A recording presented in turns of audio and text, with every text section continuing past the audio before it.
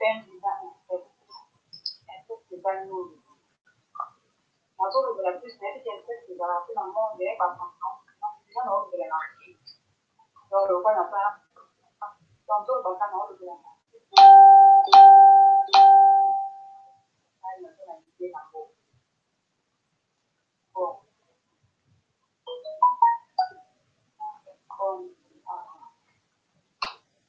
avant toute la décision,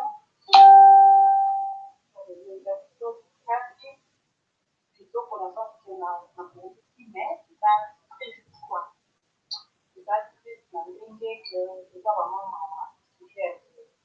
Avant tout, on va tout dans le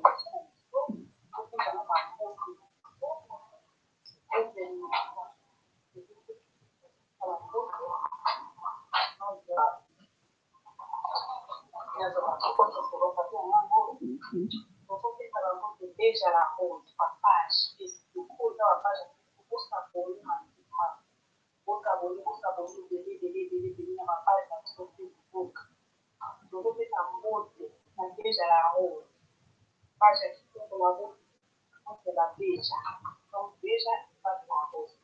Irène l'a dit, on fait la page Facebook. Pour s'abonner, pour avoir des questions, on va pouvoir en direct. Supprime Irène, page Facebook. Sublime espace Irène. Donc, on va supprime, sublime espace Irène. On va pas chercher tout. Peut-être qu'on va voter, la donna la sublime. Votera la moyenne dans la sublime, on dit en plus.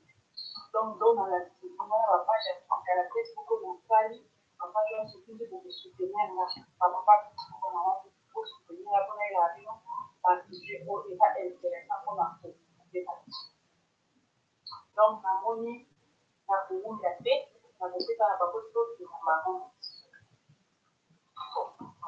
les lots, thème habitué ezali inceste. Inceste na babi kosala yango définition. Inceste eza nini? Inceste ezali kosala rapport sexuel na moto aza membre ya famille na ye proche. Tokoloba par exemple neveu, nièce. Voilà, tokoloba cousin, cousine. Tokoloba maman, fils. Tokoloba papa et fille. Dans le sens wana wana nde tozoloba ko inceste na biso ya lelo tozwi na kote moko parce que omoni teme soki eza masanga teme eza différent pardon nyonso mamoto nga nazwaka spécifique lelo nazwi nanu inceste ya fille et père papa na mwana na ye ya mwasi toke na ngolo koloka te na papa avec sa fille je vais parler en français pour que vous compreniez.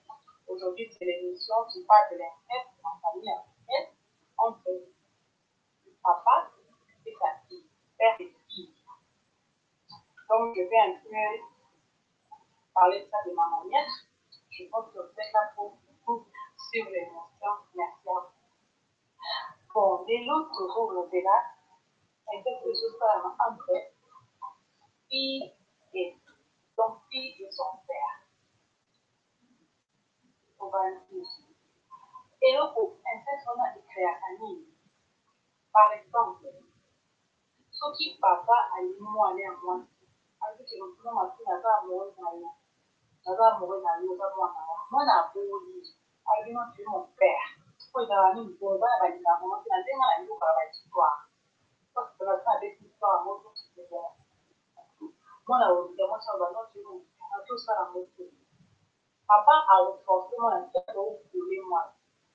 Papa, voilà, papa, pour nous quitter. Donc, on a été le père biologique pour la position. Papa n'a eu forte direct. Papa, pour ça, la moine a eu espèce. Toucher la moine a eu qui. Puis, papa n'a pas fait non, il faut garder le secret. Bon, moi, on a beaucoup demandé, quand on le papa, il faut pas dire papa là. Complètement, donc, les autres qui l'ont fait là. Papa n'a fait un pour le bilan. Papa n'a fait un pour le bilan. Papa, pour passer au poulet, on a pas d'arbre.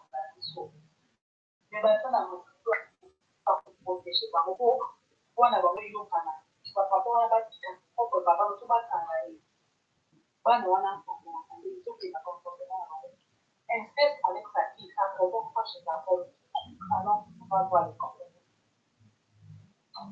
ok elles sont à français. ok les filles sont détenues parce que wana bapapa détenue mwana agent de liberté mwana mwana mawa mawa mwana mwana koma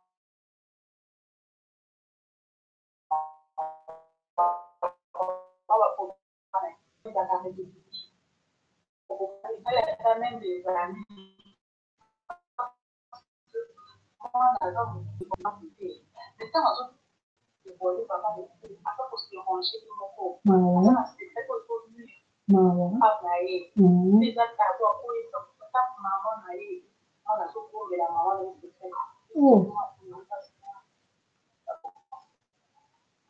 vraiment nayoki mpo bapapa peut-être bato aussi bana okomisi na bana soni nayoki mpo bapapa bapapa basibaka bana nde kozulela